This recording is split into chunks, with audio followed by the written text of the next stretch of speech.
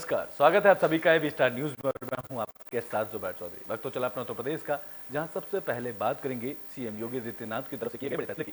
बता दें कि सीएम योगी आदित्यनाथ की तरफ से जेल सुधार को लेकर बड़ा फैसला किया गया है। तो यूपी में जेल सुधार की दिशा में मुख्यमंत्री योगी आदित्यनाथ ने बड़ा कदम उठाया है, जिसके बाद अब उत्तर प्रदेश में ओपन जेल खुलेगी। वहीं आदतन अपराधियों को आतंकवादियों के लिए हाई सिक्योरिटी बैरक बनाए जाएंगे। बता दें कि मुख्यमंत्री ने कारागार व्यवस्था की समीक्षा की, जिसके बाद नया प्रोविजन एक्ट तैयार करने के लिए दिशा निर्देश दिए गए हैं। जहां मुख्यमंत्री योगी आदित्यनाथ ने एक उच्च स्तरीय बैठक में कारागारों को स्थिति की समीक्षा करते हुए कारागार सुधार की दिशा में एक महत्वपूर्ण दिशा निर्देश दिए। जहां मुख्यमंत्री ने कारागारों को सुधार गृह के लिए रूप में स्थापित करने के लिए जरूरत जताई है और इसमें प्रदेश के लिए नए प्रोविजन एक्ट को तैयार करने के संबंध में जानकारी भी दी है। जहां मौजूदा समय में जेल और जेल में निरुद्ध व्यक्तियों के संबंध में जेल अधिनियम 1894 और कैदी अधिनियम 1900 प्रचलित है और ये दोनों अधिनियम आज़ादी के पूर्व से प्रचलन में है, जिसके बाद अनेक प्रावधान बदलने के लिए परिवेशों को लेकर बंदियों के पुनर्वासन के लिए सुधारात्मक विचारधारा अनुकूल रही होगी। जिसमें योगी आदित्यनाथ ने कहा है कि प्रोविजन एक्ट 1894 का उद्देश्य अपराधियों की अभिरक्षा और अनुशंसन को लेकर केंद्रित के लिए है, लेकिन हमें सुधार के लिए केंद्र होना पड़ेगा, जिसमें भविष्य को दृष्टिगत देखते हुए नए अधिनियम लागू करने की जरूरत है, जिसके लिए योगी सरकार ने कदम उठाया है।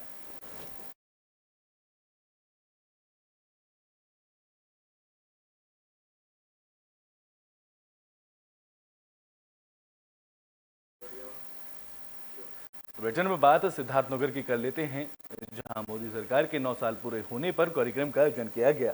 तो सिद्धार्थनगर जिले में मोदी सरकार के 9 साल पूरे होने पर कार्यक्रम का आयोजन किया जा रहा है। इस कड़ी में प्रदेश के कैबिनेट और जिले के प्रभार मंत्री ए.के. शर्मा सिद्धार्थनगर जिले के इटावा विधानसभा पहुंचे, जहां ए.के. शर्मा ने यहां लाभार्थी सम्मेलन में शिरकत की और सैकड़ों की संख्या में मौजूद लाभार्थियों को सरकार की उपलब्धियां गिनाई। जहां मंत्री ए.के. शर्मा ने कहा है कि इस तरह के कार्यक्रम का आयोजन ज्यादा से ज्यादा लोगों तक सरकारी योजनाओं का फायदा पहुंचाने के लिए किया जाता है, साथ ही इसके जरिए जमीनी हकीकत का भी पता चलता है।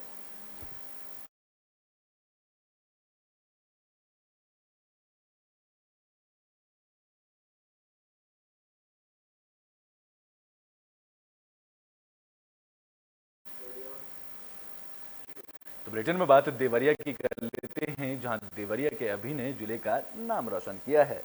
तो देवरिया के अभिनय ने जिले का नाम रोशन कर दिया है। 18 साल की उम्र में लबकनी गांव के रहने वाले अभिनय ने नीट की परीक्षा पास कर ली है। बता दें कि अभिनय बचपन से ही डॉक्टर बनकर मरीजों की सेवा करना चाहते हैं। जहां अभिनय की इस कामयाबी से परिवार में जश्न का माहौल देखने को मिल रहा है। परिवार के लोग एक दूसरे को मिठाई खिलाकर जश्न मना रहे हैं।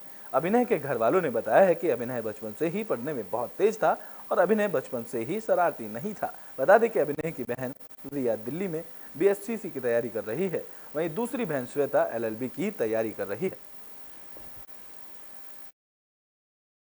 की परीक्षा सफल की हैं तो डॉक्टर बनना चाहते हैं और लोगों की सेवा करना चाहते हैं। कैसा संघर्ष रहा आपका?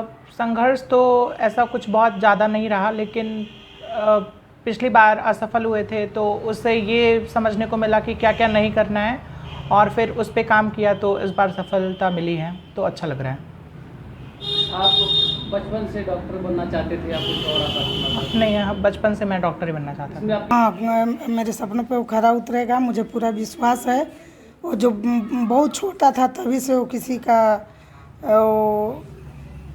बात नहीं टालता था, सबका बात मानता था, इसलिए हमको पूर्ण विश्वास है कि।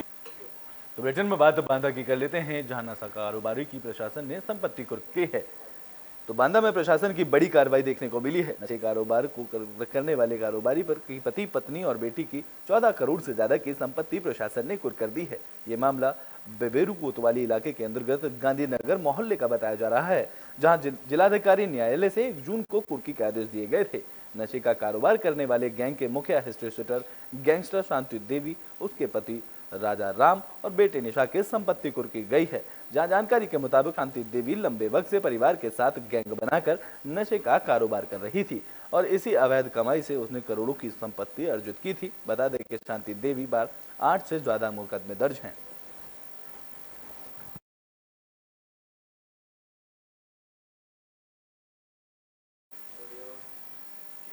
तो बुलेटिन में बात प्रयागराज की कर लेते हैं, जहां भूमाफियाओं पर जमीन कब्जा करने का आरोप है, जिसके बाद एसडीएम ने निर्माण कार्य रोकने के निर्देश दिए हैं। तो प्रयागराज में एक व्यक्ति ने जमीन पर भूमाफियाओं के जबरन कब्जे की शिकायत की। ये मामला फूलपुर कोतवाली इलाके के सराय हरिराम का बताया जा रहा है, जहां पीड़ित राज बहादुर यादव का आरोप है कि उसकी जमीन पर सुनीता पाल और बाबूलाल गुप्ता जबरन निर्माण कार्य करवा रहे हैं। इस मामले की शिकायत उप जिलाधिकारी हंडिया से की गई, तो उप जिलाधिकारी ने फूलपुर इंस्पेक्टर को तत्काल निर्माण कार्य रोकने के लिए कहा है, लेकिन दबंगों ने ये काम नहीं रोका है। आरोप है कि दबंग जबरन रात के अंधेरे में निर्माण कार्य करवा रहे हैं। पीड़ित का कहना है कि वो लगातार फूलपुर कोतवाली के चक्कर काट रहा है, लेकिन उसकी कोई बात नहीं सुनी जा रही है, जबकि मामला एसडीएम कोर्ट में विचाराधीन है।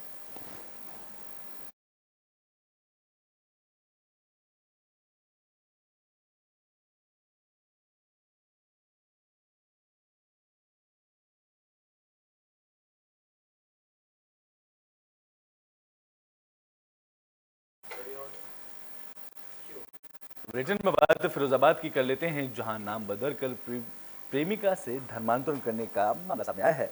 तो फिरोजाबाद में एक मुस्लिम युवक नाम बदलकर 5 साल से महिला के साथ लिव इन रिलेशन में रह रहा था। युवक ने अपना नाम अमित बताया था। जब महिला ने उससे शादी की बात की तो उसने बताया कि उसका नाम अमित नहीं है बल्कि यूसुफ खान है, और वो महिला पर जबरन धर्म परिवर्तन का दबाव बनाने लगा। तो महिला ने मामले की शिकायत एसपी ग्रामीण से की, जहां एसपी के आदेश पर मुकदमा दर्ज कर आरोपी युवक को गिरफ्तार कर लिया गया है। 13 तारीख को यानी 2 दिन पहले एक महिला जिला मुख्यालय पर पहुंची और उनका ये कहना था कि उनके गांव का ही एक लड़का है जिसका नाम अमित पहले बताया गया था। वह लड़का पिछले 4-5 साल से उनके साथ रहता था लिविंग रिलेशनशिप में। 2-3 जगहों पर उस महिला को लेकर के वो लड़का अमित रखा, और जब महिला ने उसको शादी के लिए दबाव बनाया तो शादी करने की जब बात आई उस समय उस लड़के तो बुलेटिन में बात फरुखाबाद की कर लेते हैं, जहां पीड़ित परिवार ने इंसाफ की गुहार लगाई है। तो फरुखाबाद में कुछ दिन पहले एक युवक का पेड़ पर लटा हुआ शव मिला था। ये मामला मोहम्मदाबाद कोतवाली इलाके के रेशपुर गांव का बताया जा रहा है, जहां मृतक युवक के परिजनों ने बीजेपी सांसद मुकेश राजपूत को ज्ञापन सौंपकर इंसाफ की गुहार लगाई है। पीड़ित परिवार का कहना है कि दबंगों ने उनके ट्यूबवेल पर चढ़कर मृतक के पिता के साथ मारपीट की थी और सो रहे युवक को उठाकर ले गए थे। जहां परिजनों का आरोप है कि बीजेपी मंडल अध्यक्ष ने युवक को फांसी के फंदे पर लटकाया है। जहां परिजनों ने इस मामले को लेकर हत्या और मारपीट की तहरीर थाने में दी है। एसपी से लेकर आला अधिकारियों तक इंसाफ की गुहार लगाई, लेकिन अब तक इस मामले को लेकर पुलिस की तरफ से कोई कार्रवाई नहीं की गई है, जिसके बाद अब पीड़ित परिवार ने बीजेपी सांसद मुकेश राजपूत से इंसाफ की गुहार लगाई है।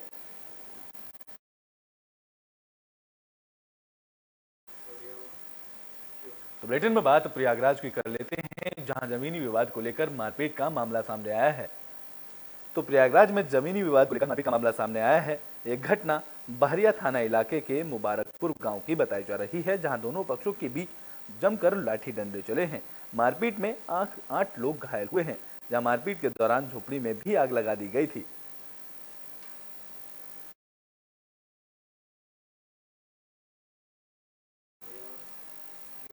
बुलेटिन में बात फरुखाबाद की कर लेते हैं, जहां दबंगों ने महिला के साथ मारपीट की है।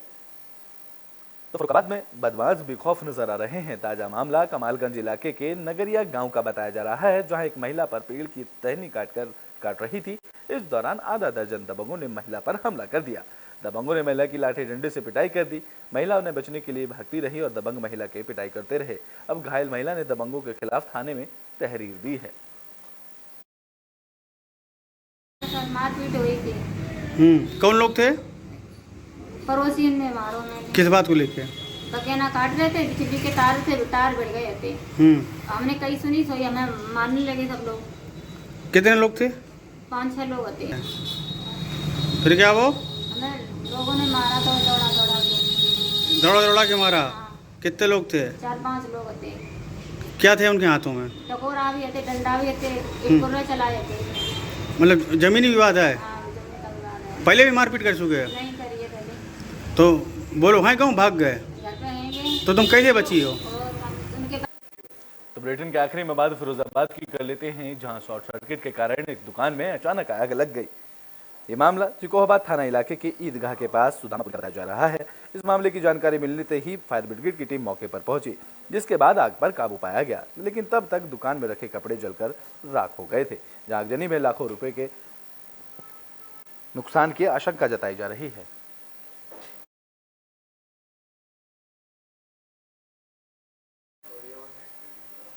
अपना उत्तर प्रदेश में खबरों के लिए देखते रहें एबी स्टार न्यूज।